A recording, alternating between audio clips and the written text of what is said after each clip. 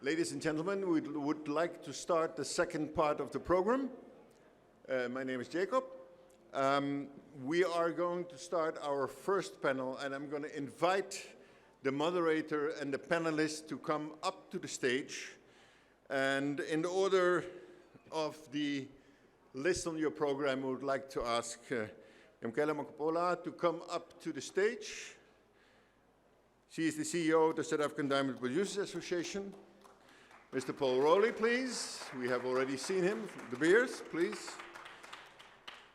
Nassim Banu Lakhri, Managing Director of Lucaro Diamonds. And Emile Ilasha. He is from the Netherlands, lives in Belgium, but is originally from the Congo. And Richard is going to grill our four and Ronnie van der Linden, of course, my boss. One of my bosses. And please come up the stage. We have microphones, and we are one short, I think. Yes. Can we have one more microphone up here? My fellow Nederlander, Ronnie van der Linden. Nice to meet you, my friend. And I'm going to let Richard start the panel. He will give a little introduction, and we will start right off. Once again, thank you for coming and for coming back from your break. I think we're going to have an interesting panel, and I hope you're going to enjoy it. Thank you. I hope they'll enjoy it too. Good morning again. I just want to say a couple of words, not to do with this panel, but about diamond conferences in general. There was a time when London was the centre of the diamond industry. And in the mid to late 90s, so important had diamonds become that the Financial Times decided that it needed to have an annual conference. And the first conference it held was in Antwerp in 1996. And the second conference was in London at the Grosvenor House Hotel, which I went to. And one of De Beers' main Indian site holders stood up and gave a speech to a packed room, which I've never forgotten. He said, I'm absolutely thrilled to be here. I'm thrilled there's a large audience, because last year I was invited to speak in the graveyard slot at 4:20 in the afternoon at for the Financial Times conference in Antwerp. And I spent a lot of time, effort, and resource putting together my presentation ready for what I thought was a very important conference. And I sat in the front row, and when I was introduced at 4:20, the second last speech, I stood up, I walked up, I got hardly a clap, and I turned around, and to my horror, I saw that there was one person left in the audience. So I stood up and I said, I'm addressing you, yes, you, sir, because I put a lot of time, effort, and resource into preparing for this presentation, and you're the only person who's bothered to stay. So I would like to say, and I would like this on the record, thank you. Hey. And he waved back, and he said, no, no, no, don't thank me. I'm the last speaker. So anyway, welcome to the first of the panel sessions. And I'm just going to say a couple of words on the diamond market before we get on to, much more importantly, the panelists. We have challenges in the diamond market. If you look over the last 20 years, diamond jewelry sales globally have only grown at 1.3% a year. In real terms, that's a fall of 23%. The diamonds in polished wholesale value set in that jewelry have grown at 1%. That's a fall in real terms of 26%. Even the US market, which we get so excited about, has only grown at 2% a year. That's a fall of 6%. Polished diamond prices are down over 20 years, 16%. In real terms, that's a fall of 50%. So we're at a crossroads. Either we can do something to collaborate and make the industry work, or we're not going to get it right. Now, in some ways, the problem is everyone thinks De Beers must come up with all the solutions. Everyone thinks the mining companies are still the value drivers in this industry, when often they're not. In many ways, the diamond miners are no different to crocodile skin farmers who make crocodile skins for Louis Vuitton handbags. The fact that they do it ethically and responsibly, well, that is what they should do. They're just suppliers. This is an industry problem. And the biggest part of this problem came with the development of the internet. We sell diamonds as a commodity against the 4 Cs. With the internet, everyone got to know the price of everything. And if you don't, and branding became the only differentiator. And if you don't have a differentiator, then commoditized products always sell for the lowest price. The problem in our industry is not making a diamond sale, it's actually getting a margin. If you ask a jeweler, what are they selling, and they tell you G to H color, 1 caraters, VSI, well, the only word in the dictionary that's important is discount, because they're selling crystallized carbon, and that's where we need to change. Now, there's a lot we can say on lab-grown, but we're going to come on to that later. So I'm going to start by passing you over to Yam Kela. Yam Kela is the CEO of the South African Diamond Producers Association. We're going to try and find solutions to what's wrong with the industry, but we're going to start by finding out what people do, why they do it, and how they do it.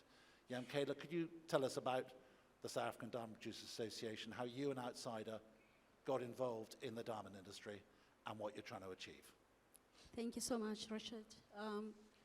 I'm expecting a video that will play quickly just to give us a view on how alluvial diamonds are doing in South Africa and the lives that they're impacting. But, okay, let me just wait for that, and then I'll speak just after it. It's just a 1 minute. This bond requires time and patience to manifest. These bonds are forged under pressure and require wisdom and hard work to obtain. They demand a commitment that doesn't rest. Further nurturing and sculpting will unveil the brilliance and beauty of these bonds. South African alluvial diamond mines are a driving force in creating, developing, and maintaining communities across the country. We create thousands of job opportunities that help to strengthen and build the economy in poor and disadvantaged areas.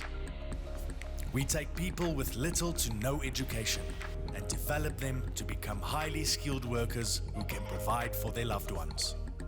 We provide the necessary tools to build a better life for future generations.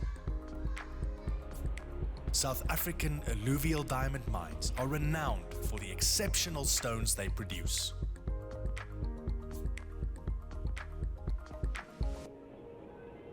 Our diamonds are the symbol of human development, real and precious, because genuine diamonds shape genuine communities.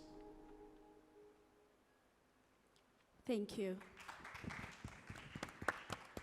What you're seeing there, it's one of the mines that I'm involved in as a shareholder in South Africa. So I am a diamond producer, not a crocodile, as per Richard. But you're right, you know, we face the same issues. Firstly, how I got into the industry, because you know, I went mainstream in South Africa. I was a partner at PricewaterhouseCoopers. I co-own one of the international law firms, you know, globally, from an Africa perspective. Then 2018, I was here in the UAE. We had a state visit with the president of South Africa, the current one, in Abu Dhabi. And one of the things that came out, you know, as industry leaders, as we were discussing in Abu Dhabi, was you have so much minerals and so much vast land as South Africa, yet you're doing nothing. You have overly regulated yourselves, you're out of international markets, and your mining is depreciating instead of appreciating. So what are the things that you think you should be doing? And a big part of that conversation was there has to be small businesses that are able to grow the economy within this mining. And that's what alluvial mining is about. And of course, it was after those discussions I came back. At the time I was a partner at PricewaterhouseCoopers. I resigned. And and when they asked me, I said, I'm going into mining. And they said, you crazy? And I said, yeah. And of course, I remember we had our first investment conference, and I was one of the speakers there. And when things aligned, because immediately after that, someone came and said, there's something called alluvial diamond mining. I said, I know diamonds, but I don't know the alluvial. What are you talking about? And they explained it to me, and they said that we're buying an entity that used to be a Canadian diamond mine. It's one of the biggest in the Orange River. And we feel that we'd like a partner like yourself who's going to help us expand across the globe, because you already are doing so much work, especially from an investment perspective. So that's how I got into alluvial diamond mining. It found me, but the timing was perfect. And when I got into the sector, the first thing I realized is the fact that the regulations that, and I know we'll get into that later, the regulations that are there and stand at the time are regulations that are favoring the likes of DBS right next to me, regulations that are still looking at the large-scale mining. So, as a diamond owner who employs 500 plus, I'm expected to report to the government the same way DBS is reporting, but I don't have the machinery. I'm expected, when I'm applying for a mining license, it's going, number one, we put in the same amount of money. Number two, our license, it takes the same amount of days, so it can take between 3 months to even 2 years for you to acquire that license. So there was then this issue of the gap in between that needed to be filled in order to grow the alluvial diamond industry. And someone might think maybe it's not that significant. I mean, it's artisanal mining, you know, maybe it's people with just 5 hectares. No. As things stand, from a financial perspective, alluvial mining in South Africa contributes, with regards to production, 2 to 4%, but in financial value, we contribute 30% of what the diamond industry contributes.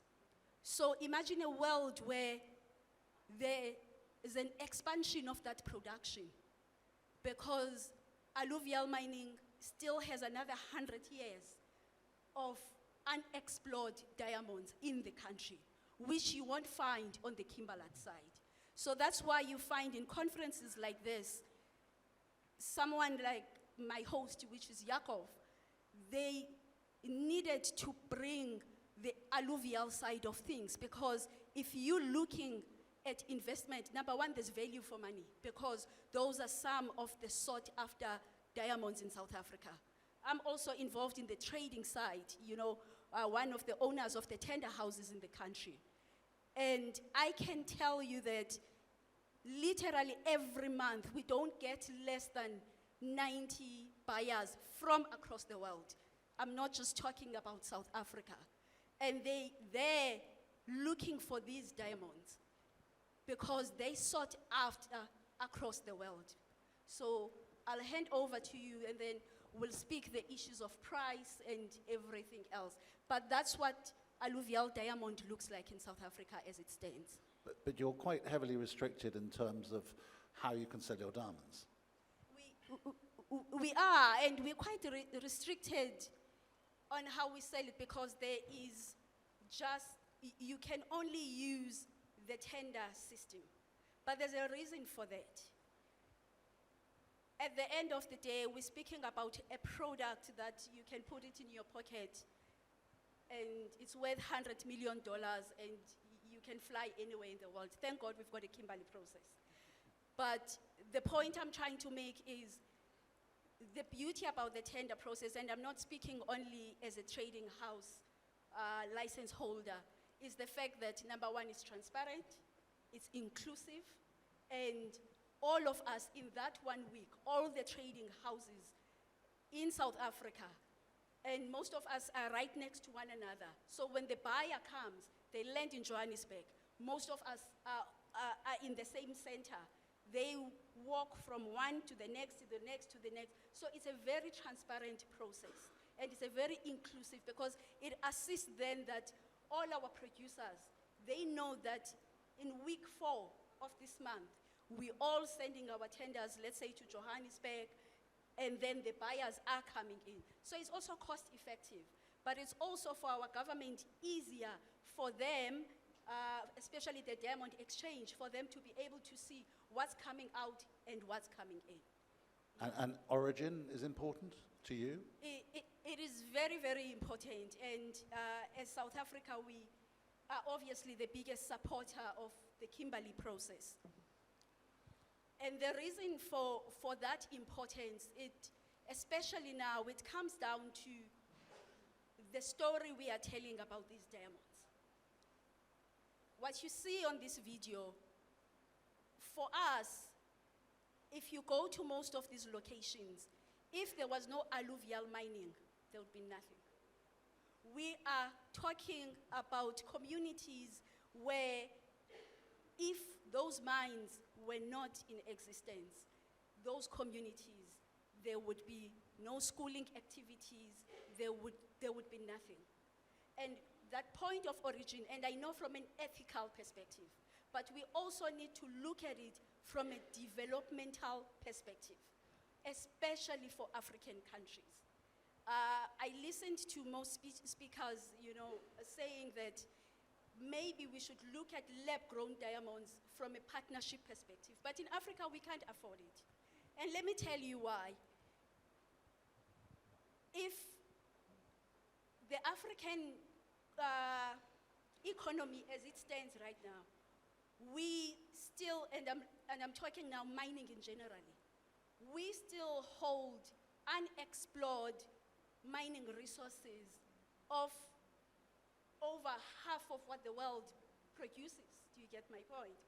And if we don't take these commodities and change them into growing our economies, I can tell you, we only become a consumer. And that's what lab-grown diamonds are for us as Africans.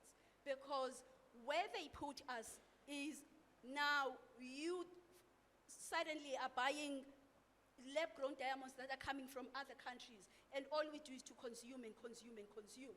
But these mines, what they do is they save lives.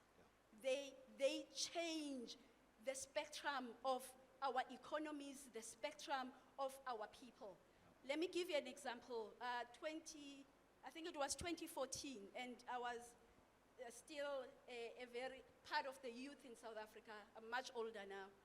And the president at that time asked me to go speak at a youth conference where I must speak to the youth and ask, align the youth policy.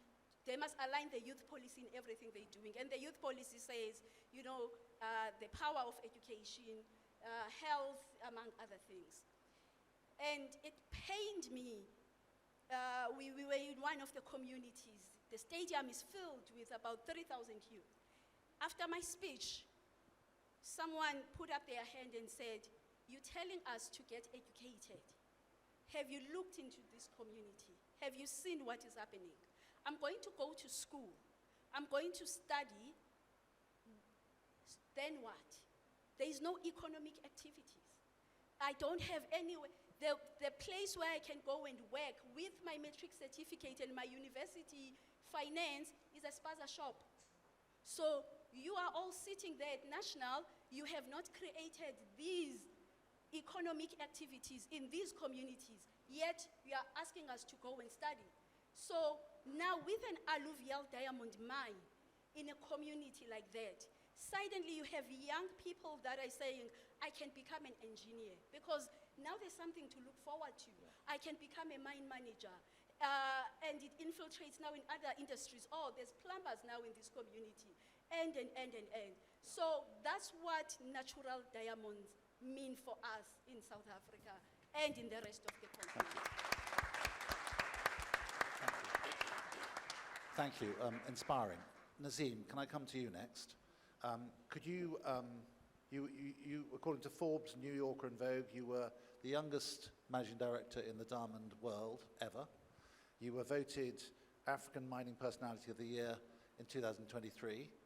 I presume they didn't hold it again in 24 or 25, so you must be the reigning I still remain there. personality. Could you talk to us about why you're involved in diamonds, what it means to you, what makes Karowe special, but above all, what it means to Botswana and the people in the communities around you, please.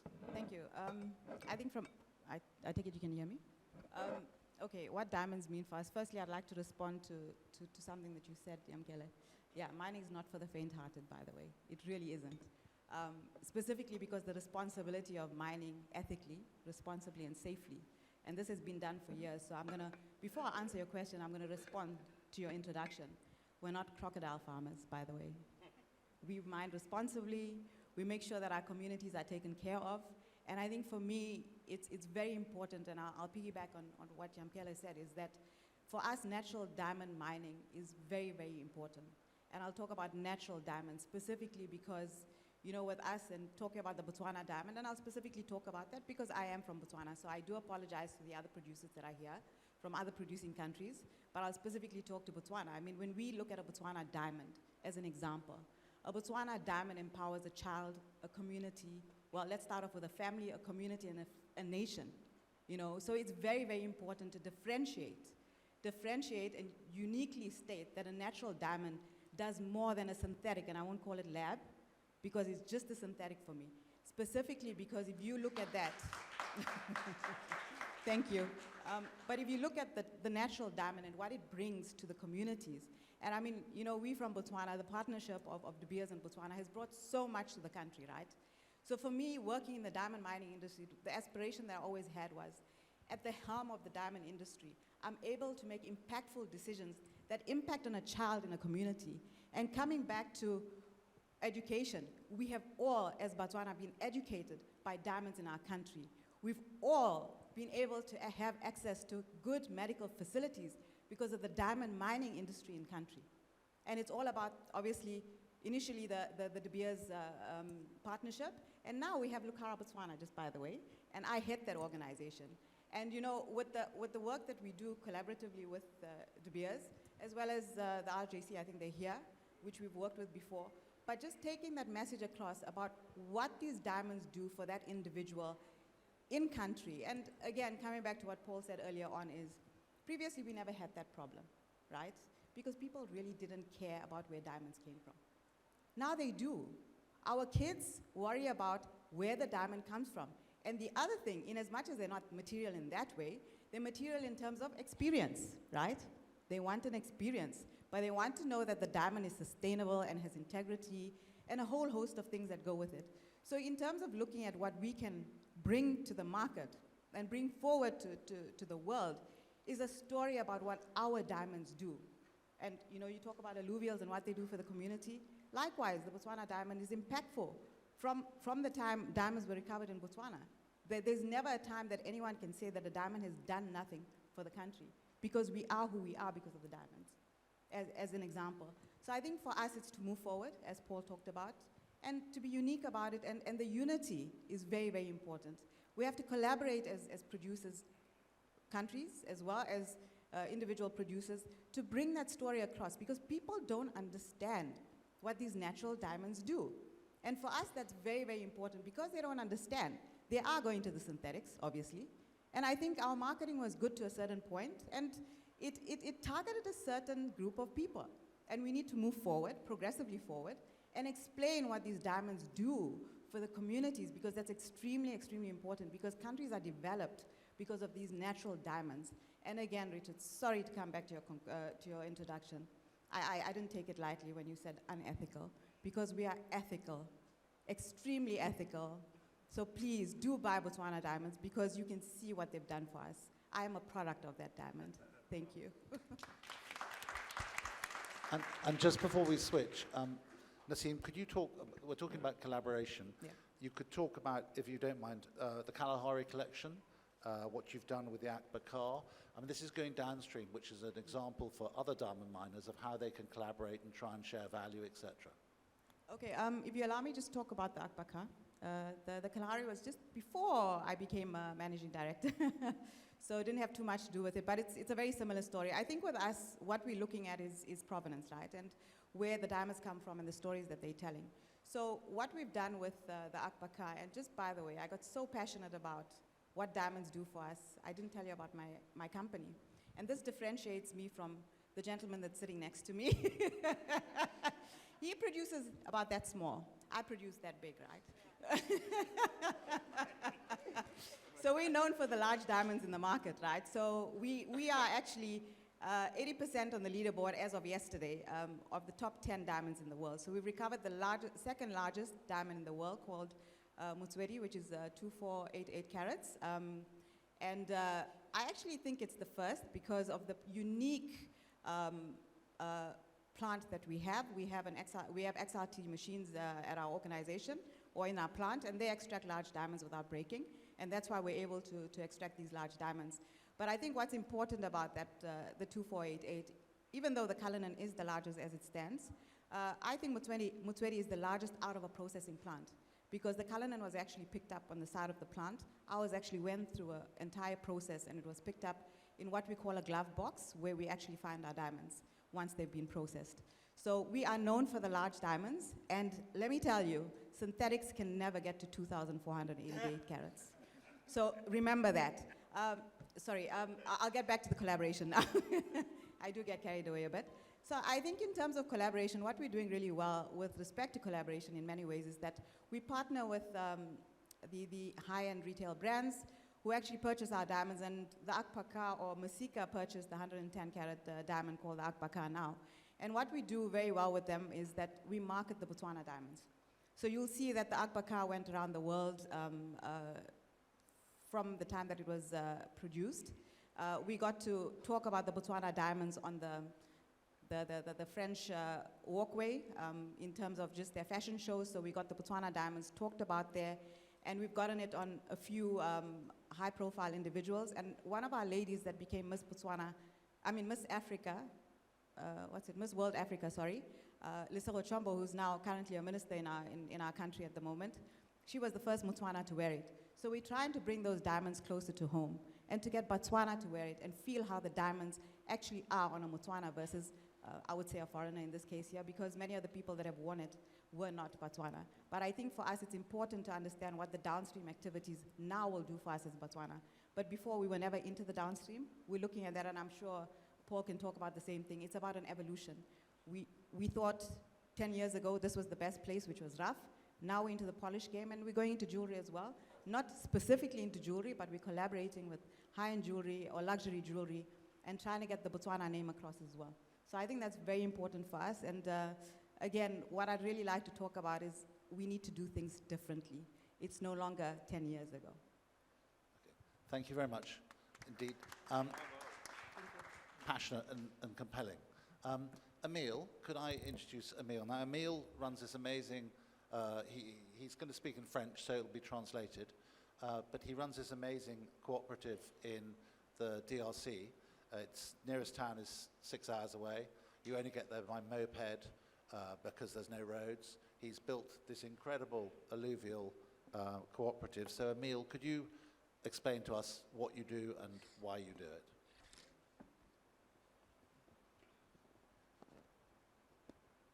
Oui, je m'appelle Émile et je représente la coopérative. PAMBI. Sorry, a moment. Do we have a translation? Excuse me, do we have a translation on this? Oh, no. Okay, thank you. Je représente la coopérative Koumiap. Donc, parmi les 5 coopératives minières reconnues en République démocratique du Congo. Et comme vous connaissez, la République démocratique du Congo, c'est un pays qui égorge assez de minéraux. Mais nous allons parler particulièrement pour les diamants. Et ça, c'est le diamant artisanal.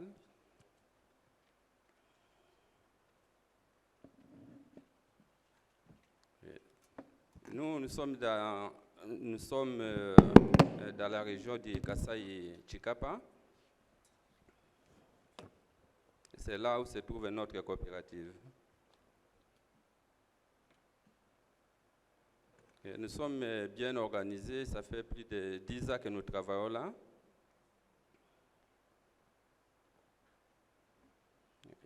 Dans notre coopérative, il y a un groupe de plongeurs.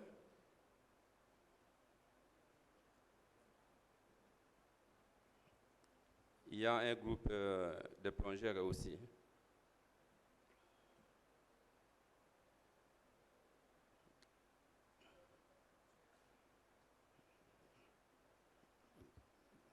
Comme c'est une coopérative agro-pastorale,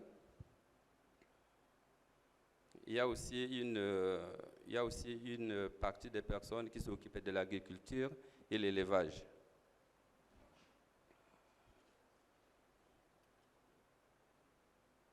Si vous allez voir, ce sont des plongeurs qui travaillent.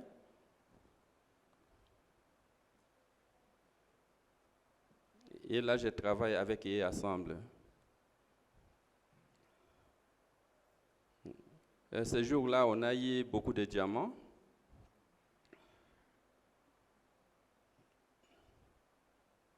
C'est un travail d'équipe.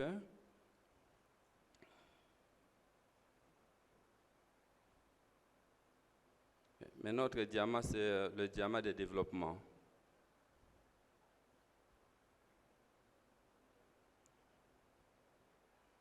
On fait tout possible de développer l'endroit ou la région où nous exploitons les diamants.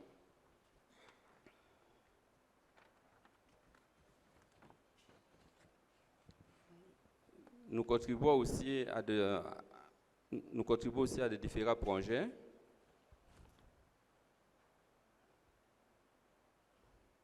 Par exemple, donner de l'eau potable aux gens.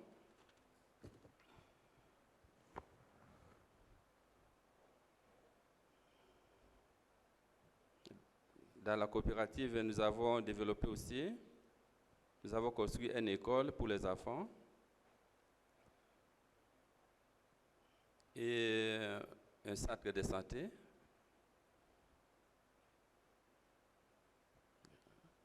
Et non seulement ça, on ne s'est pas arrêté là.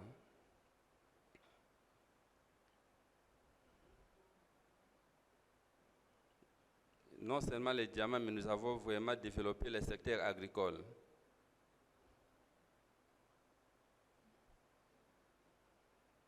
Et on produit beaucoup de maïs,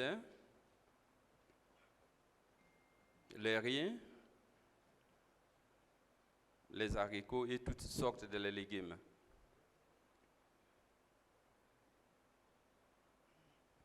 Mais comme vous savez, normalement, on devait être accompagné.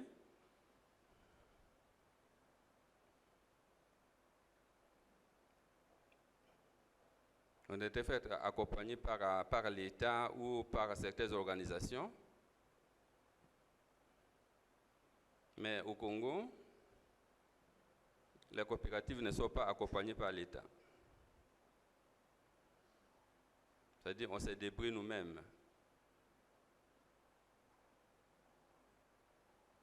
Mais notre objectif est d'atteindre.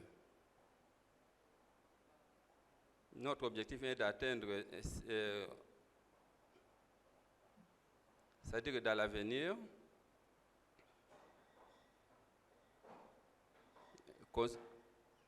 construire des grandes écoles,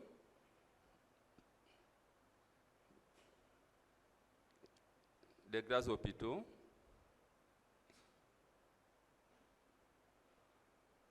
et aussi d'autres secteurs, développer encore l'agriculture. Parce que nous sommes basés aussi sur l'éducation.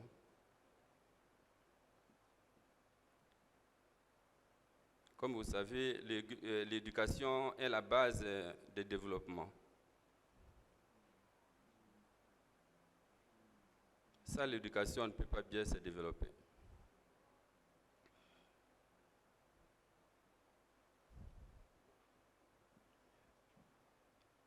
À cause de cela,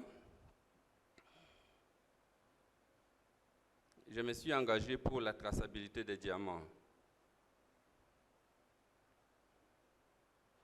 C'est-à-dire de la production jusqu'au bijou. Et là que j'ai été nommé l'ambassadeur de traçabilité.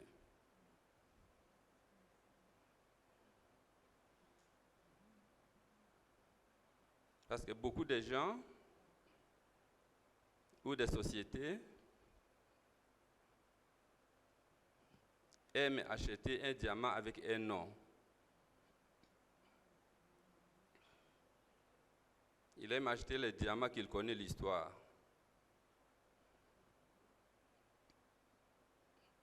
Par exemple, ce diamant vient de telle mine ou vient de quelle coopérative.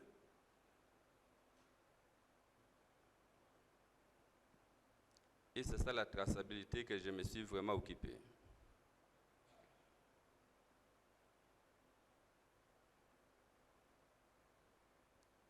À propos de cela, nous invitons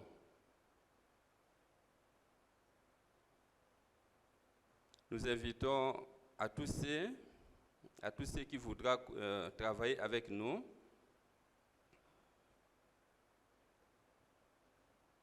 ou collaborer avec nous.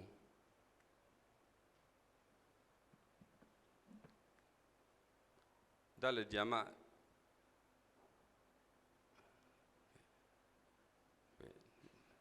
dans ce projet de diamant de coopérative.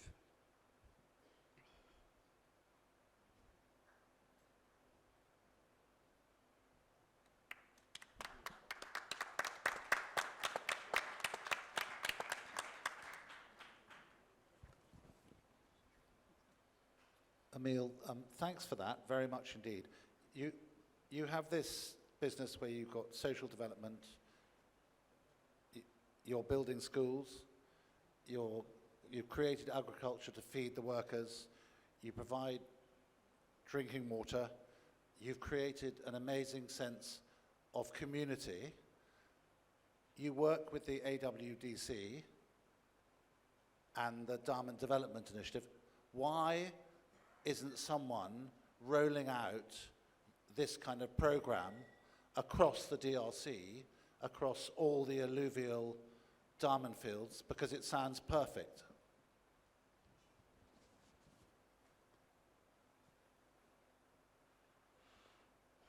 Oui, le Congo, c'est un pays grand. C'est 82 fois plus grand que la Belgique, le pays qu'il a colonisé. Mais si on avait le soutien du gouvernement ou de l'État, on devrait avancer plus vite, c'est-à-dire le développement devrait être plus vite. Comme on n'a pas ce soutien, c'est pour cela que les choses retardent un peu. Mais nous sommes déterminés, avec d'autres coopératives qui sont au Congo,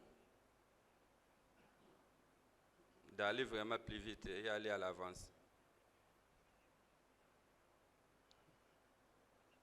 Mais il y a un adage qui dit,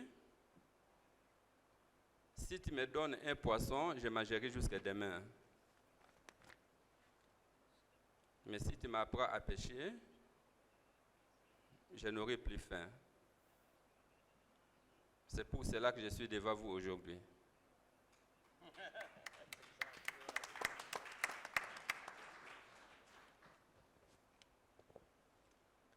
Thank you very much.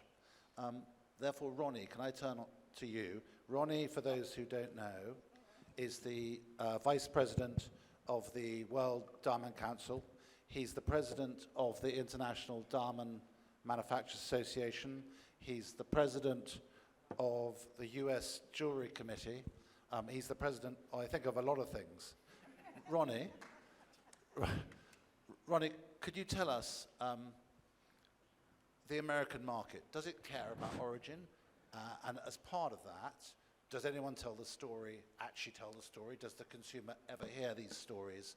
And then give us an update on the US market, and you probably know more about it than anyone else. Well, I hope I know a little bit about the U.S. market since I'm in it. And just a little background for all of you. I'm the first in the United States to be in the diamond industry, but my family, pre-World War II, was in the diamond industry in Holland. I have been involved and love this industry and use the term, I wish this industry would love me as much as I love it. And yes, okay, we look at the United States market that everybody depends on. I will share with all of you that though 2024 was a very difficult year for most of us, the holiday season turned out to be a big winner for most of us. Very exciting. And I'm going to go and back up a little bit on some statements that were made here vis-a-vis lab-grown and the natural diamond industry, where we are today with that and why. Interesting comment from a number of our retailers that we have received, those that have been involved with lab-grown and natural, found that they had a very good natural season. That's not to say they didn't sell lab-grown as well, but they had a very good natural season. And we're listening to our colleagues from around Africa, of which I've been to places. In fact, I was in Sierra Leone when Charles Taylor was there. I was a guest of the European Union at that time to come and see what we could do. Sierra Leone today, thanks to De Beers and Feriel Zerouki, look at it, it's becoming a picture again of what the diamond industry can do. A number of our Indian colleagues sitting here, they give back to the industry. Water in your country, hospitals in your country, education in your country. Takes that with the African countries, we need to give back from the product. We want you to have education. We want you to have health. We, sitting here, the mid-market, understand all of this. And I want to be clear because most of you can teach me. What people don't understand is we're not going out to the consumer. The way we need to reach out to the consumer so that they do understand that diamonds do good. They do good in so many different ways. What are the words we use today?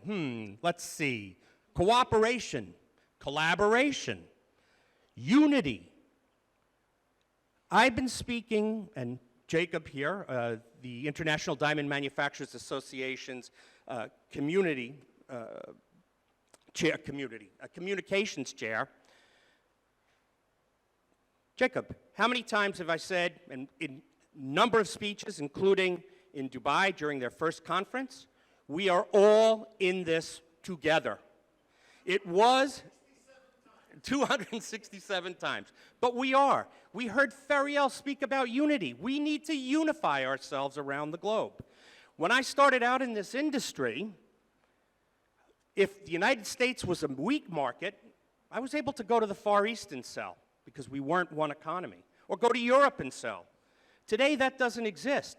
If it's weak in the United States, it's weak in the Far East. We try to grow things, no pun intended here, but we try to grow things and make things stable and secure for all of us. How do we do this? All right, so let's talk about the American market. Let's talk about the fact that everybody is so concerned about the lab-grown issue. Look where lab-grown started, and full disclosure, guys, because I know there's some of you here in the audience that know, I got involved with lab-grown as early as 2001 through a company called Genesis Corporation. Anyway, I did. It was yellow. I was doing it actually for my eldest son, who is now 42 years old, our eldest son, and a successful attorney, thinking that maybe he'll come into the industry and try something different. Well, he didn't want to and didn't come into the industry, but that's another story. But here we are. We look and we focus on today. We look at where lab-grown was, the pricing of it, which Paul spoke about, and where the lab-grown pricing is today. If you go to Mines to Market in 2007, where I spoke about lab-grown, I spoke about it, as Paul did, that it will be used in fashion jewelry. Never did we think. We talk about funding. Let's talk about funding. March 16th, IDMA is holding its biannual president's meeting. We're having one day, on that Sunday, March 16th, to come out, much like what we're doing here, to come out with a solution to marketing and education, working in collaboration with David and the NDC, working in collaboration with De Beers and others. Plus, we will have quite the interesting guest coming that's coming from a powerful advertising agency to speak to us. Yes, ma'am. Now they want to cut me off already. I can't blame them. So anyway, we look at, now you can hear me. So we come full circle. We look at the lab grown. I think it's easing away the larger brands out there that were selling it realize that their bottom lines, especially those companies that are publicly traded, their bottom lines didn't look the same selling lab grown. They went back. It seems that the consumer started asking again for natural diamonds. That doesn't discount that they won't ask for lab grown as well. Doesn't also discount, I was telling some of our colleagues, had a very interesting, it wasn't just one, it was several of the retailers we deal with, where they were buying 2, 3, 5 carat stones in the natural, and they requested the same thing in lab grown because they were using it, their clients, to travel with, instead of having to take their natural stones on vacation with them. And why were they asking for this? Because, gosh forbid, something happens to it, they're not worried about it. And by the way, that was done in the 80s too through cubic zirconia, and people were doing it. The market in the United States, I think the trajectory is very positive. We are going up. We are looking at the diamond industry, and we're looking at stabilization. Yes, we look at the lists out there that drop, and people are saying, oh my goodness. Well, reality is prices have fallen. The reality is that the market now, it's drying up. Stockpiles are drying up. We're looking forward to retailers in the United States restocking instead of just memoing merchandise. But what does this all come to? Again, it comes to having to have money in order to advertise, market, and educate the consumer. Because ultimately, without the consumer, we can all sit here, and as long as they're not running into the retailers to buy, we can all just sit here and constantly discuss what we need to do. We need to respond, as we did in 2000. For those of you that were in Antwerp during the World Diamond Congress, and Tony Hall spoke, the industry came and responded because he was talking about Sierra Leone, the atrocities that were occurring at that time.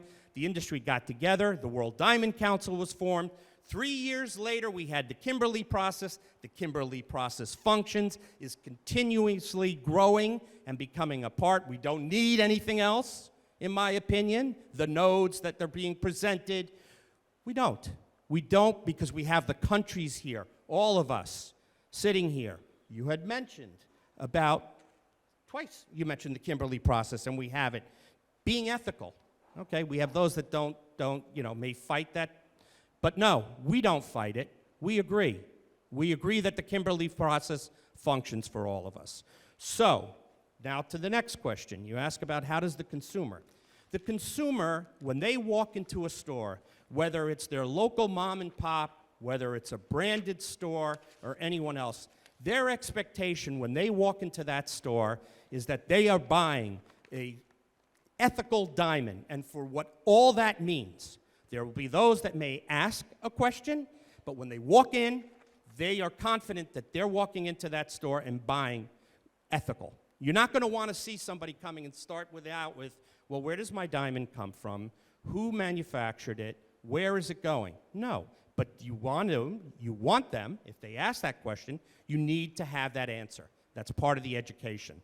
We talked about the path of least resistance. And why did lab-grown make this inroads within the market? Because the consumer enjoyed wearing it. But the salesperson behind the counter chose the path of least resistance.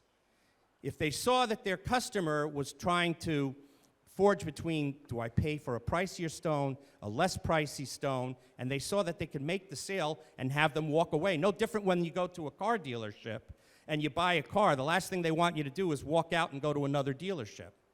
So they're going to close the deal. whatever that takes. But I realized myself, along with others that, have done secret shopping and asked questions, we realized that, gee whiz, we need to educate those behind the counter far more than they are today so that they understand. And quite frankly, Botswana, you're a brand. The DRC, you're a brand. Any other African country out there, you're a brand. We choose our brands for reasons. And whether it's a brand of clothing, or it's a brand of laundry detergent, or it's a brand of car, it's a choice that we're given. Make that choice. We in the United States, my colleagues sitting here in the room from the United States, we're very positive about our industry, and we're going to remain very positive about our industry. Let's not talk about all the doldrums. We need to discuss the challenges. We need to discuss our responses, but more than all, we need action. Without action, without money, without support to the NDC, thank you, Paul, for the $200 million. It's great to have it, and we need it, all right? And we need another $200 million. It's different times. Let's raise the funds. Let's all work together. Let's be one industry, collaborating for the benefit of all the South African countries, for the benefit of all the European countries, for the benefit of all the American countries. We will make the sales. The sales are happening. Ronnie, thank you very much indeed. Paul, at last. Could you start, because we started talking about alluvial diamond mining, and the image with the consumer of Sierra Leone, now a thriving democracy, is not of a thriving democracy, and you got involved in GemFair. So could you tell us what you do, why you did it, what you're achieving, and see whether that's a roadmap for other people to do something fantastic? No, thanks, Richard. I think, just perhaps before we get into that, I think the diamond is just such an interesting place in that it's all about passion. And we show videos of sustainability and this kind of good things that we do, but I normally say a picture paints 1,000 words, but when you're listening to the true impact of diamonds on the communities from the mouths of the people that have really been impacted, that's what this is all about, really. And that's what the real stories come from that need to be told. And it's kind of that took us to GemFair. And I'm looking at Ferial because Ferial was pivotal behind it. A few years ago, we did a few sprints in De Beers. I think someone mentioned consultants, and we did a couple of sprints. And coming out of those sprints were GemFair and Tracer, actually. Those are the two that we decided we were going to pursue. And GemFair, and they were interactive, to be quite honest, because it's about provenance. And we decided on GemFair that we wanted to change the narrative in Sierra Leone, but more importantly, we wanted to change the lives of artisanal miners. Yeah, that's what we wanted to do. We'd been there many, many, many decades before. I lived in Conakry myself on the corner of Sierra Leone. And so we'd had different experiences of what happened. And I think one of the big things when certainly I was in various parts of Africa outside buying for De Beers, it was about paying a fair price for the products in which we were purchasing. And we felt that perhaps that wasn't happening anymore. What we could see was that the artisanal miners weren't getting a fair price, and they weren't working in great conditions, and they were struggling, to be honest with you. And we chose Sierra Leone as being our flag to go and fly for the artisanal miner at that moment in time. Obviously, we'd had the Blood Diamond movie. You're quite right. It's about how do we change what artisanal diamonds is. It's not just about De Beers, the big corporate organization, the very large partnerships we have with Botswana, Namibia, etc. But it's about also being part and parcel of what we've always done, which is beyond diamonds, beyond mines. How do we get to the people? How do we make sure they're getting a fairer price? And in that respect, actually, we've been incredibly successful. It's not about how much we buy, it's about what people are paying for them. We also wanted to interlink traceability, how we get people to tell their stories. How do we market it in a different way? Exactly what Nassim was alluding to, what also Ronnie's been saying, is that how do we allow people to tell the true difference that a natural diamond makes? Could you just give a bit of detail about what GemFair actually does? Because some people here went, won't know. So Gemfair is basically, it's a small operation. It's in Sierra Leone. It's working with artisanal miners. It's giving them basically investment in their product. In some cases, it's pre-purchasing. It's making sure that they've got sustainable livelihoods. It's trying to offer their product with an origin, so it links to where the diamond has been mined and found, and then that can link all the way through to the consumer ultimately, should someone want to tell that story. That's how this is working, and it's really around, as I said, working with communities and working with these small artisanal diggers, of which there were thousands, hundreds of thousands in Sierra Leone at a moment in time. So it was really around making sure that we could change that life, and also to change the narrative, to put it onto the world stage that Sierra Leone in this case is actually a great place to be as well. It's not just what it was perceived to be coming out of a war, coming out of all the terrible images that Ronnie was alluding to, that actually it's moved forward. And how do we help tell that story? It's in the same way as we're talking with our Angolan colleagues today about doing maybe something similar with Gemfair as well.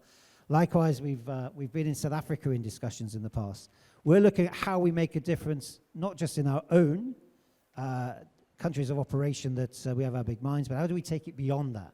How do we tell the Natural Diamond Initiative? Because unfortunately for many of us, although so-called conflict diamonds, 1 or 2% of the world's production, that 1 or 2% can be very noisy, and it can disrupt, and it's wrong. And so we want to make sure that we're working with it to promote the good that some of these diamonds are doing as well, and make a real difference in a country like Sierra Leone.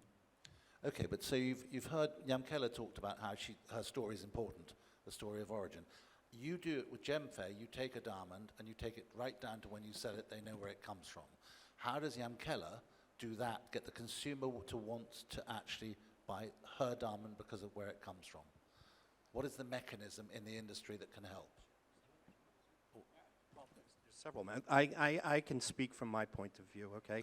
There was a time that I was involved, and it started with the standards in the Northwest Territories, and I was involved in the factory in the Northwest Territories in bringing diamonds cut polished from Canada. It was actually the Sirius polar bear at the time, through one of the site holders from De Beers. And it was, as I said earlier, it was a choice. When people went to the store and they saw a brand, the Sirius polar bear, then there were others as well from Canada, there was a choice. How many clients actually wanted the brand and the origin? You still were selling more of the generic than you were the brand. There were those that bought the brand. One, we can always say that being of ethical practice, but the industry, for the most part, is ethically practicing today. So I don't want to, use one over the other.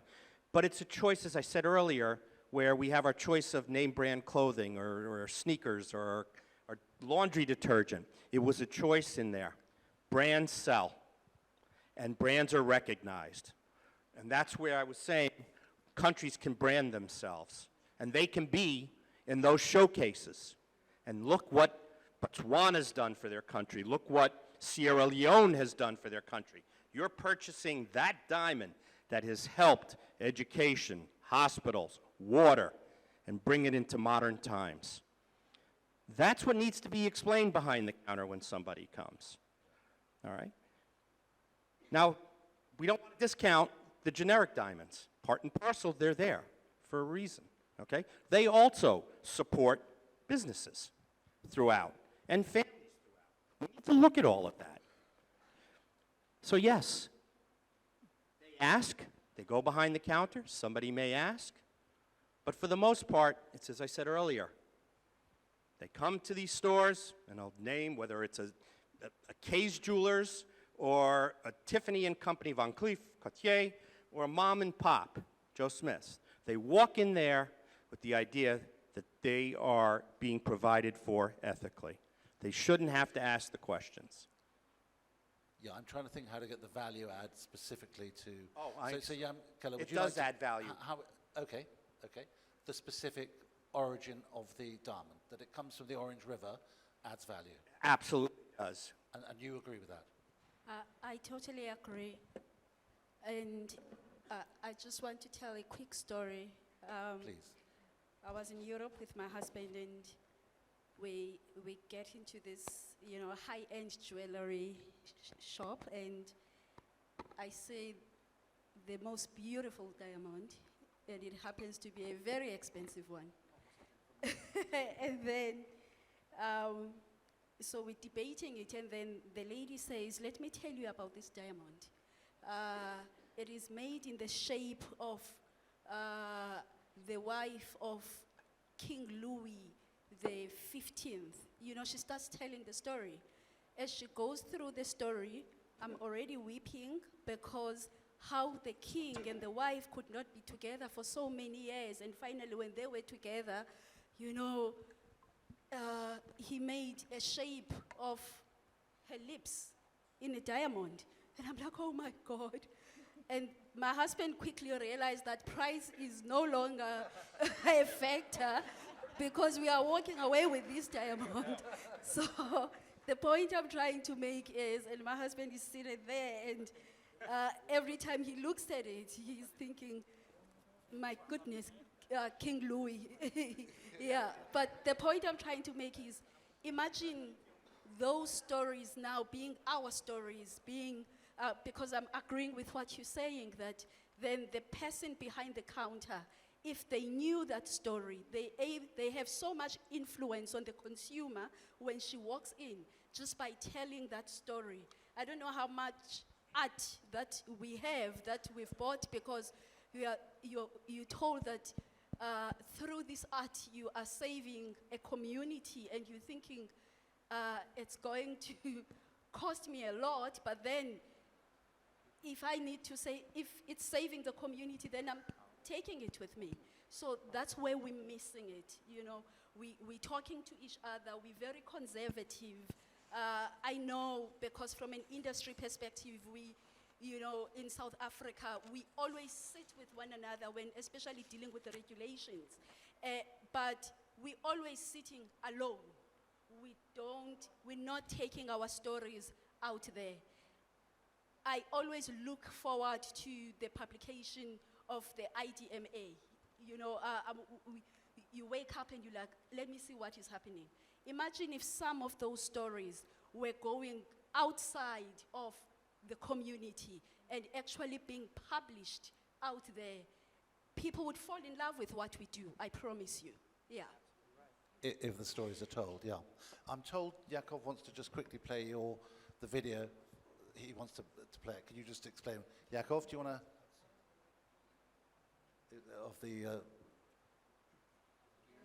Some of the do.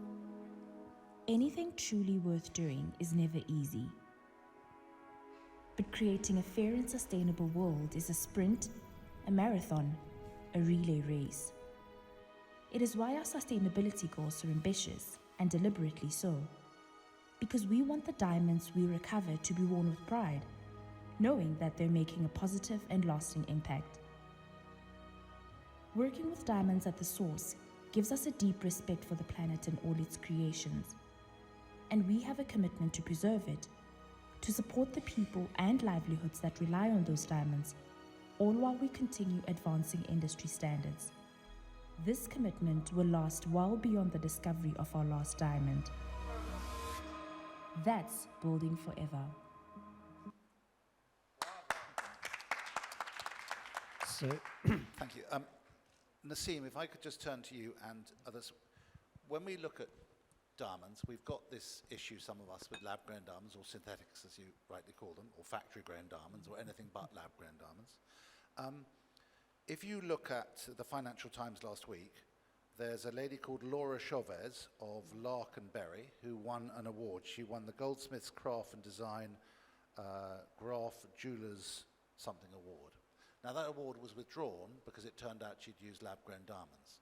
But what the Financial Times reported was she went into lab-grown diamonds, I quote, after learning that lab-grown diamonds could provide a way around the extensive conflict and human rights problems caused by gem mining. So how do we deal with that? Because you must see it as an issue. Yeah, it is. Oh, can you hear me? Okay.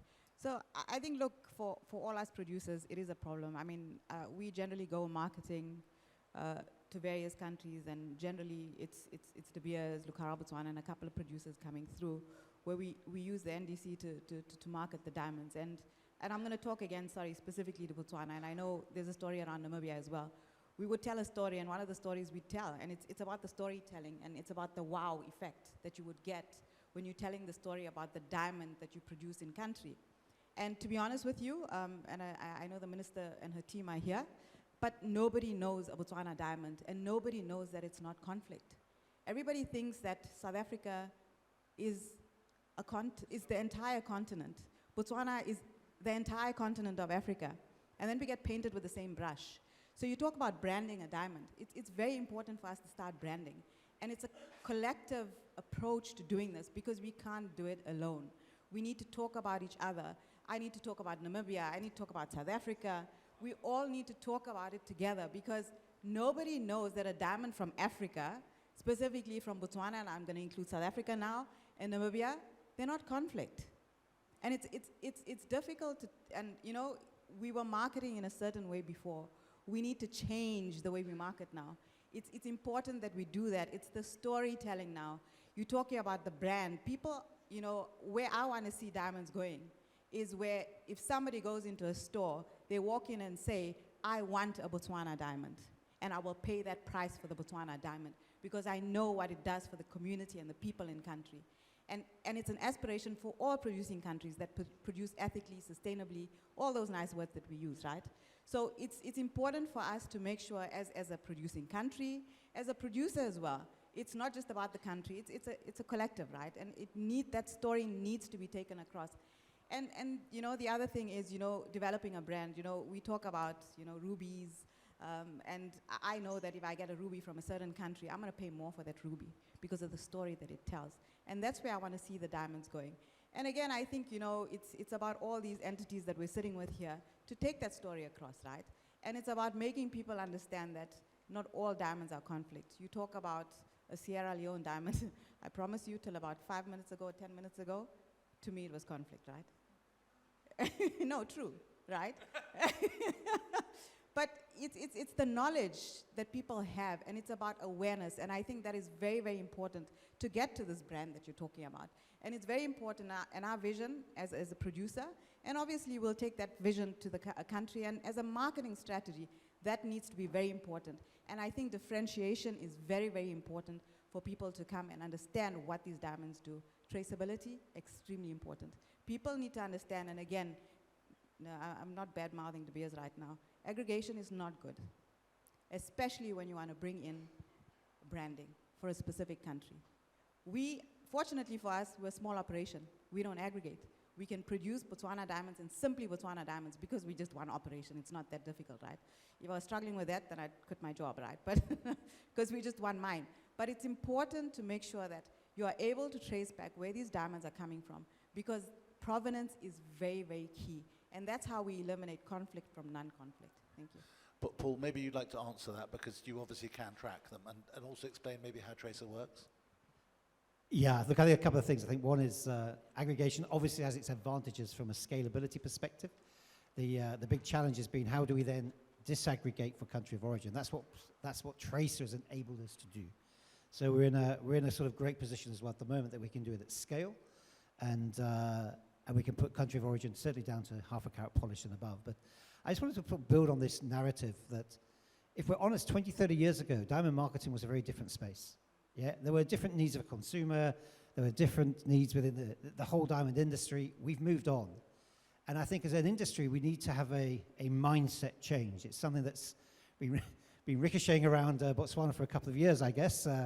But we do need a mindset change and how we look at things, how we deal with things, how we change the actual narrative. I sat with a very high-end retailer who was asking me, Paul, I want to be able to disaggregate and show country of origin. How can you do that? And I asked him the question, I said, does anyone actually care? Are you got people coming to ask? He had a very interesting response for me. He said, they don't care today, but Paul, we are marketeers. It's our job to make them care. That's how we will differentiate. That's how we will do things differently. And that's what we're going to do. So So this is what drove the whole idea of tracer and traceability. Don't forget, this was out a long time before anything to do with sanctions or anything like that. That's not Tracer's purpose. Tracer's purpose was to create a platform that enabled people to tell their stories that we're hearing today and to really differentiate should they wish to. And that is a choice. And it's down to the marketeers of the world to go out there and tell the story. I've been fortunate to accompany many visitors to our operations across the globe, actually. This clip that was just shown, it's a very short one. It's one we utilized in Paris with the high-end brands. And we took it to Paris because the ones that we'd taken with us to the operations were blown away. They were blown away by what we're doing, and they didn't know the story of the natural diamond, of how we extract. They literally said, you do not tell the story well enough. They don't intend to do it necessarily themselves. If I'm really honest, I'm not sure we'll be going into Cartier and hearing certain things. But to the point said earlier, if they're asked a question, they'll be able to respond. So origin story is all about that. This lapel diamond that I'm wearing is an origin diamond. It's got a whole story behind it that's on my phone. I can show where it came from, what happens with it, what's the qualities. Everything comes with that story. This is how we're trying to differentiate going into the future. And I come back. Do they care? People need to be made to care because we know they will. Yeah, everything tells us that the future generations want a different proposition into the future. And this mindset change is what conferences like this are about, that doing the same old stories. A number of people have asked me to redo the Shadows advert. It was stunning 30, 20 years ago. It's not right for today. Today it's about education. Today is about being able to respond quickly when someone's on their phone watching TV. Yeah, that's what we've got to change our thinking. For those who don't know, could you just quickly describe what Tracer is, what it does? Well, Tracer is quite interesting. Tracer is a blockchain, actually. Tracer itself is a blockchain that captures the country of origin. We can tell rough to rough, but actually the technology behind it is something quite different. That's not Tracer. Something we refer to as vector, and it's something that we can do at scale. We can do very large volumes. Obviously, we have to as De Beers. And we can capture the country of origin, we can aggregate, we can then do rough to rough to actually recognize those stones back to their country of origin. The interactions with others down the pipeline, whether it's Cyrene, Lexus, and others, is all about how you then monitor and capture those images of those diamonds that we can trace back, all back into the blockchain. And Tracer is a highly scalable blockchain. Yeah, we've got over millions of diamonds on the blockchain now from De Beers. And it's going out to other producers as they wish. They're testing the technology, they're starting to onboard, and we'll see Tracer. We believe it's an industry platform. It's not a De Beers platform. We don't see it as that. We are looking to, we own 100% of it. We've invested a lot in getting it to where it is, but we will see it more and more being the industry's investment and involvement within it. That's our intention for Tracer. It's how we established it at the very beginning. We brought it back in-house to make sure we could really truly say where our diamonds were coming from, that it worked and it had the right algorithms, etc., to go through that in volumes. We've got to that place, and now we're starting to roll it out across, and it's an exciting part of giving people the confidence. The stories will be what people build off that traceability. That's down to, if you want to build it into what comes out of an artisanal mine, it has to be able to pass certain, whether it's RJC at the moment for Tracer to come onto that platform, and then we'll know the story going through it, because it has to give it credibility and gravitas. We're working on shining lights and advertising awards we've been doing that for over 25 years probably, originally out of South Africa, but across the whole of our operations in South Africa, which are around jewelry design. Again, how do we get things different? That, again, is a mindset change. It's not what it used to be. Thank you. So, sorry, Ronnie, yeah. No, I was just going to say, you know, we have to be cautious. We don't want to have a good, better, best origin. All right? So in other words, that one country's better than another country's better than another. And you have to remember that all of us, most of us in this room, especially me, I don't have a lot of these diamonds that I can say I know the exact origin or provenance from. I do have ethically sourced diamonds, generically, generic diamonds in my inventory, which, if you come to the Americas, the greatest inventory is in the hands of the consumer, that ultimately sell back to trade up, sell back to get some money, and then it's resold into wherever, whether it's the United States or around the world. So you need to we need to caution ourselves that we need to focus on the future, but in a very clever way that we don't hurt ourselves as we're growing. Thank you. Emil, first of all, what's your biggest worry as you try to develop this artisanal cooperative? And also, would you, if you were asked, could you be persuaded to contribute to the marketing?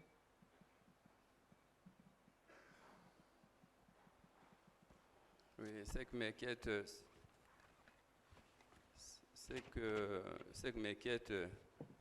c'est de voir le marché comme tel qu'elle est aujourd'hui.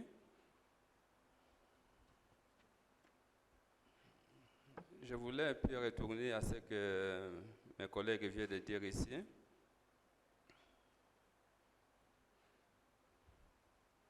Ça, c'est quand nous voulons parler des diamants de synthèse. Ce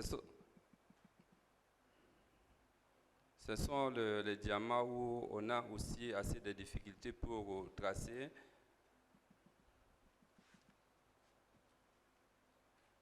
Parce que dans mon atelier en Anvers, il y a des diamants qui viennent.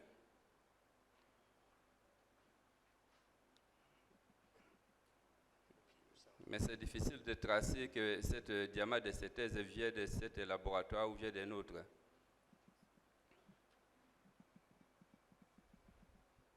Mais avec le diamant naturel,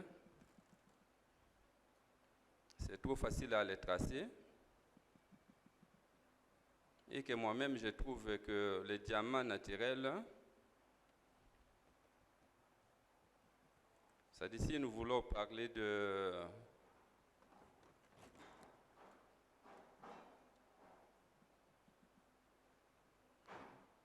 Si nous voulons parler de diamant naturel,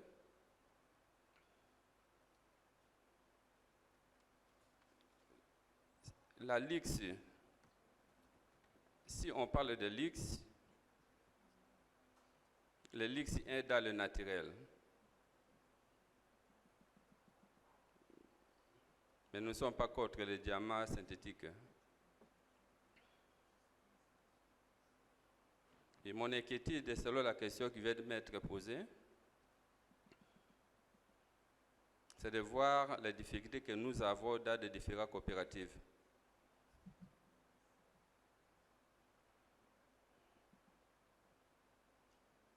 Et nous étudions de quelle façon nous pouvons surmonter ces difficultés. C'est vrai qu'on a des questions inverses à AWDC. Et on trouve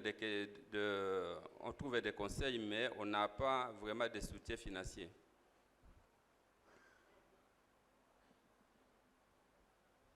Et pour avoir ce soutien financier, il faut que les coopératives se consactisent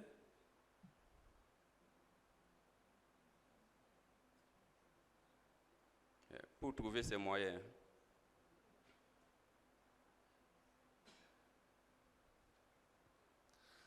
Thank you. And would you be willing to contribute to a marketing program?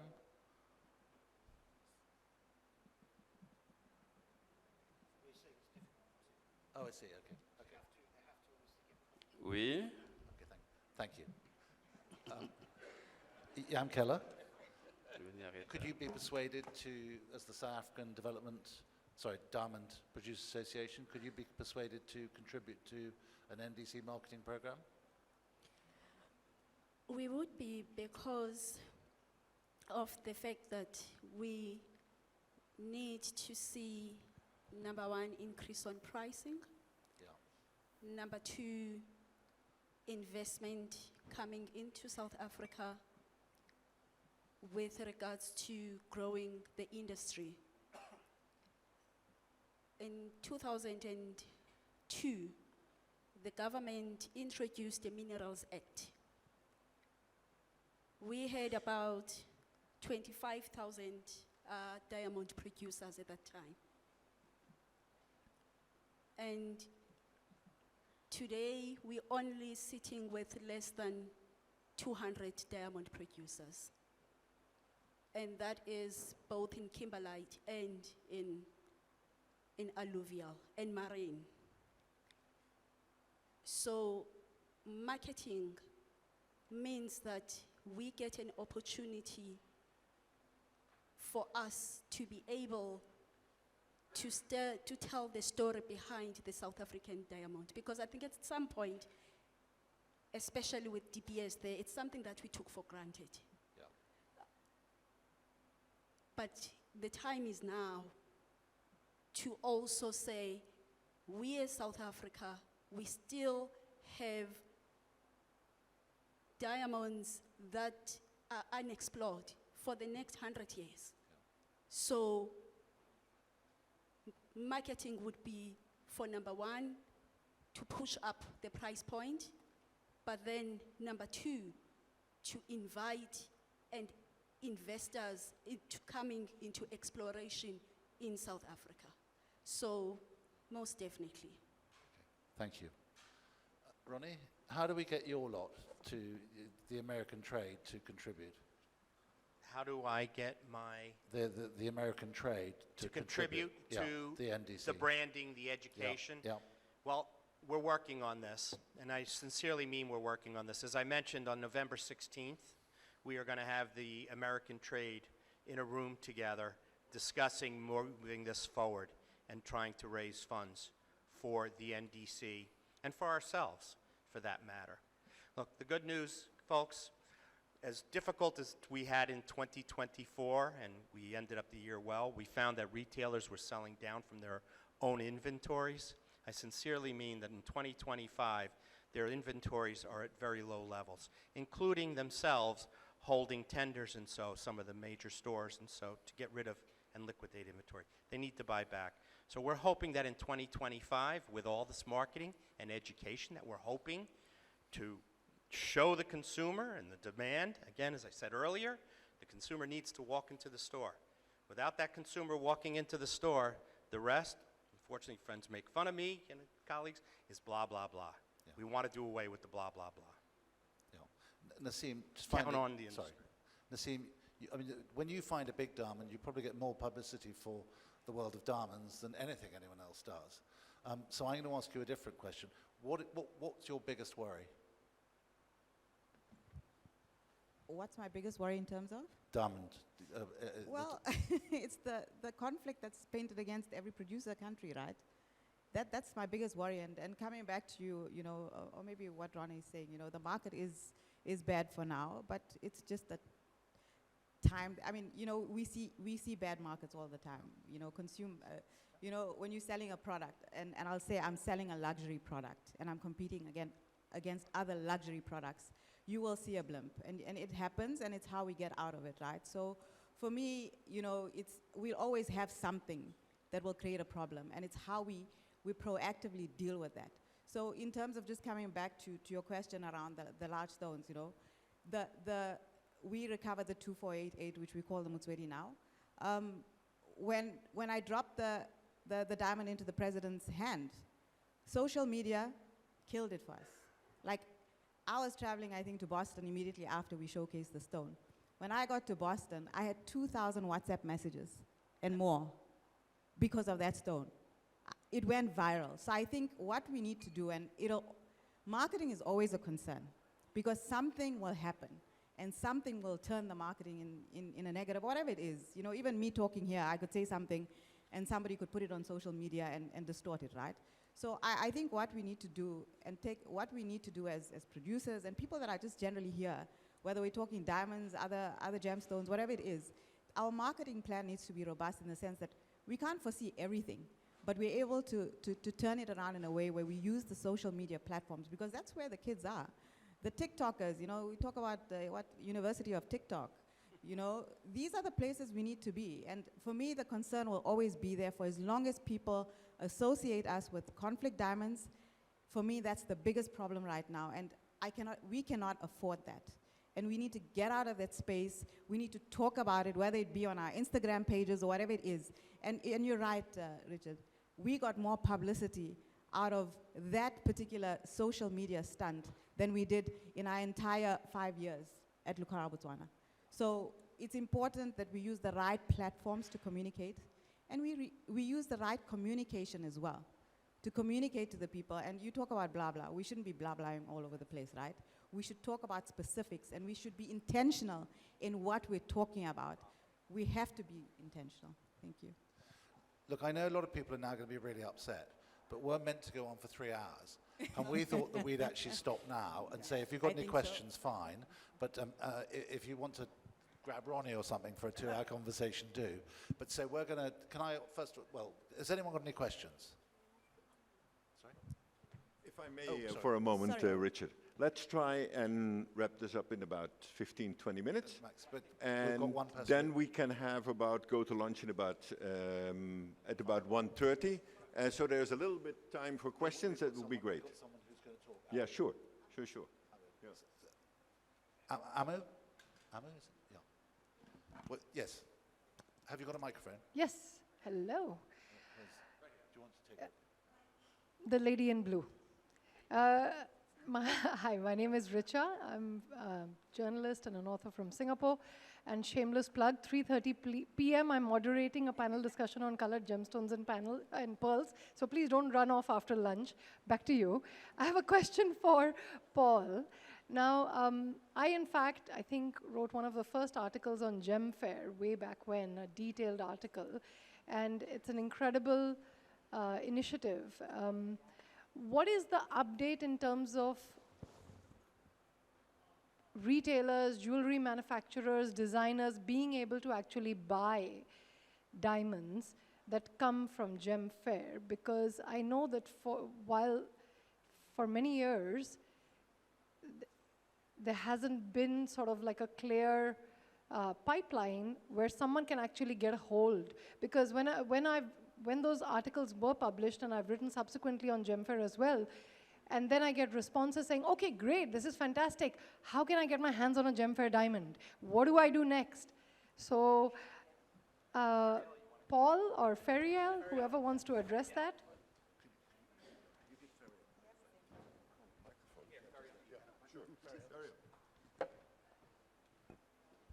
Thank you very much.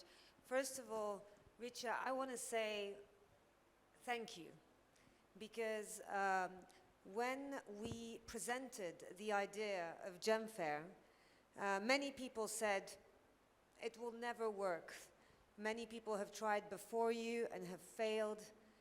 What makes you so different? And in fact, many people wanted to see us fail.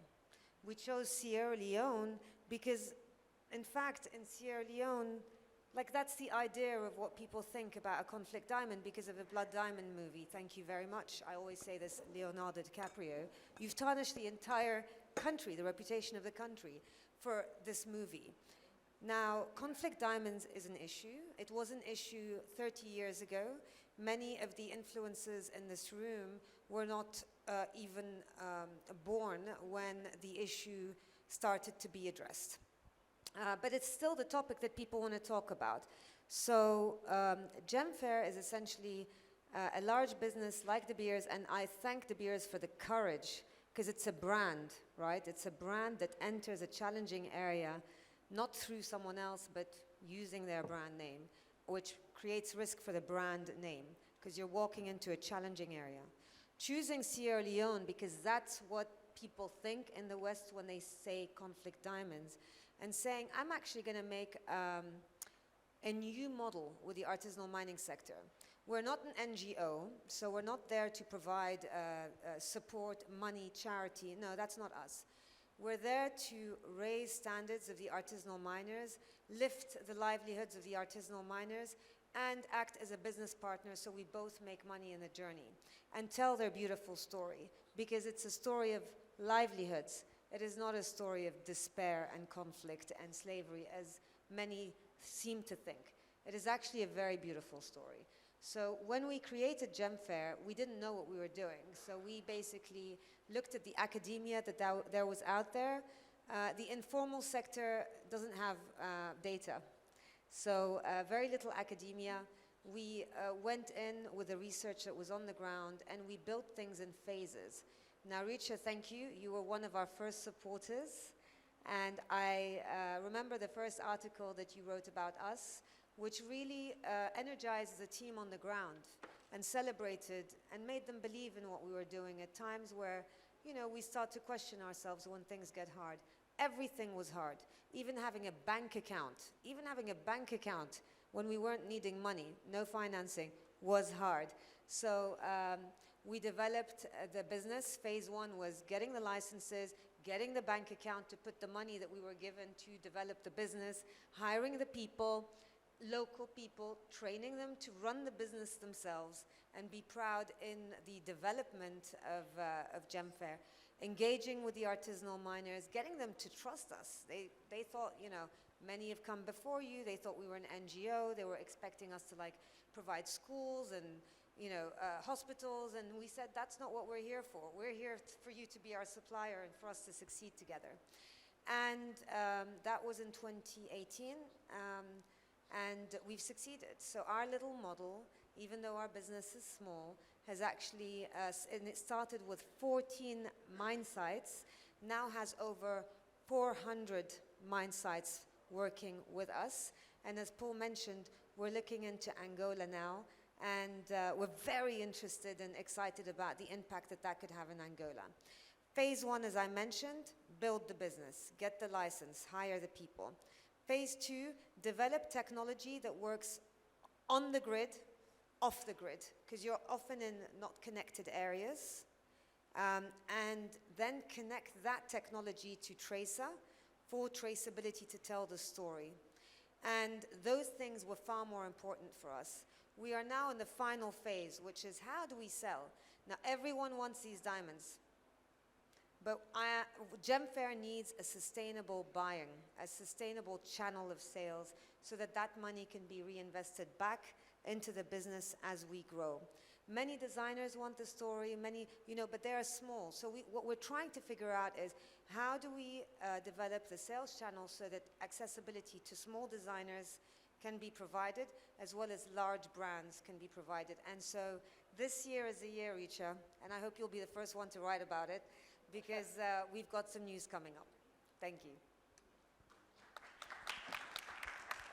And we just missed one thing.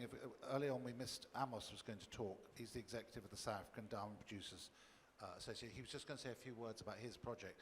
Would you mind if we just quickly had that? Yeah.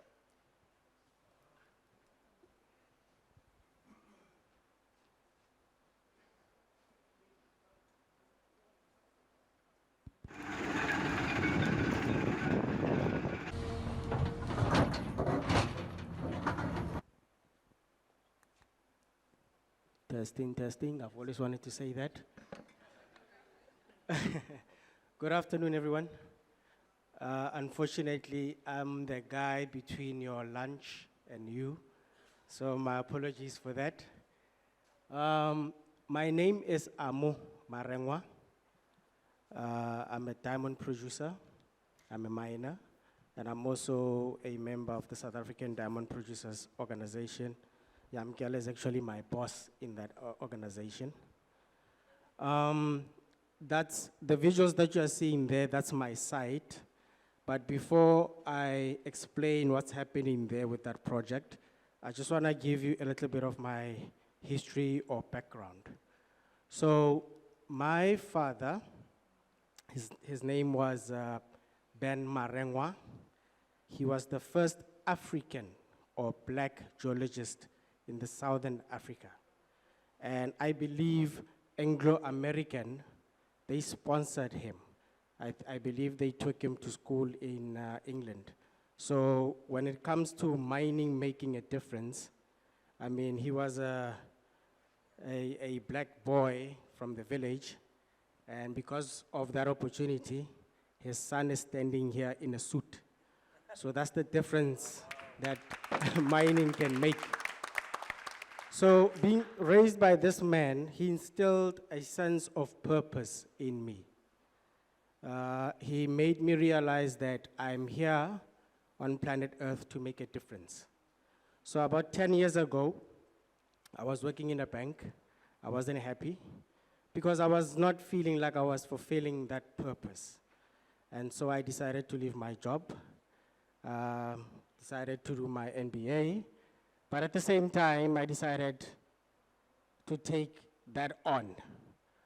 So I did so. I targeted underdeveloped. Can you guys still hear me? Okay. So I targeted underdeveloped and underserved communities.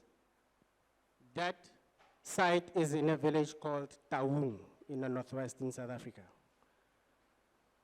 Now, what makes our company special is that we take understanding our environment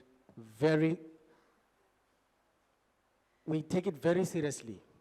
And when I say environment, I mean two things. One, I'm referring to the soil itself, the gravel, the diamonds, so that we can get an idea of what is it that we need to do to extract the diamonds in a more sustainable manner. And then the second thing that we take seriously, thank you. The second thing that we take seriously in terms of our environment is the people. We become part of the community, we engage with the community, we understand their needs, and so when we plan and we develop strategies moving forward in terms of sustainability, we take their needs into consideration. We work together with them. So, in understanding our environment, we did a two-phase program.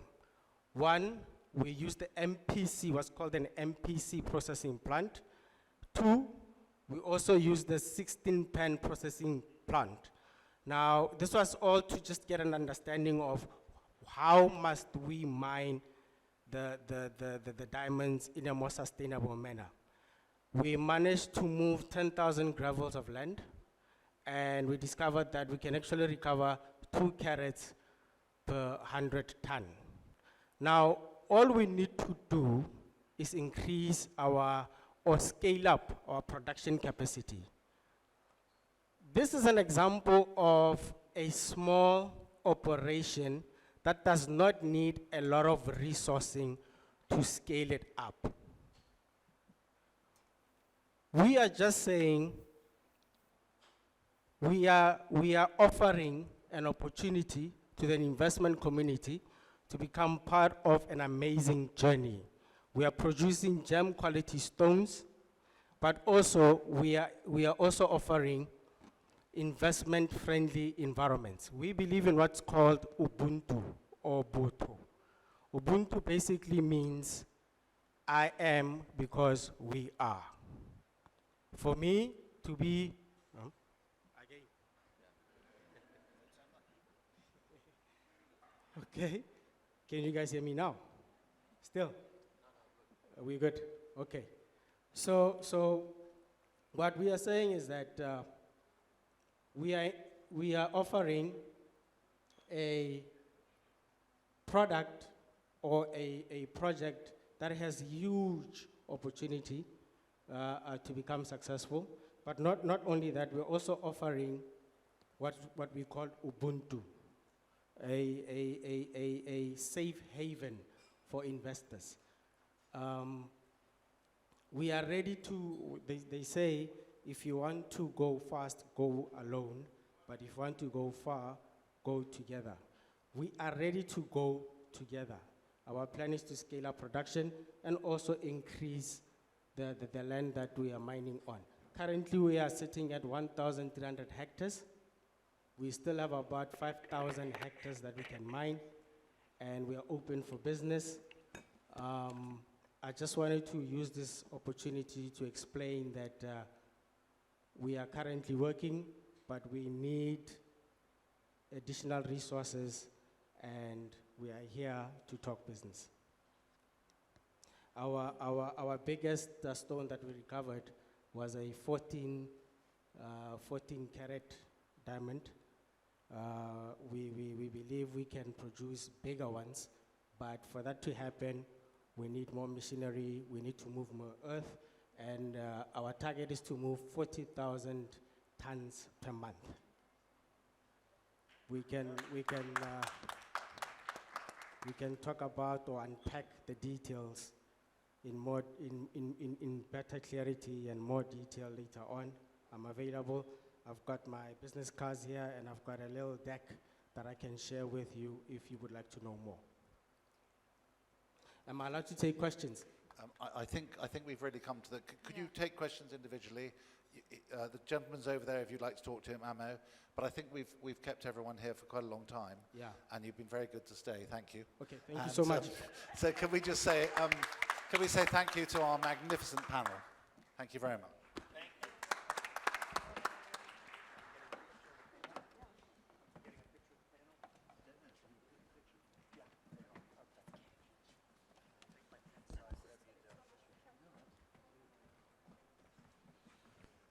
Thank you very much, Richard. Thank you very much, Yamkela. Thank you very much, Nassim. Thank you very much, Paul, Ronnie, and Emil.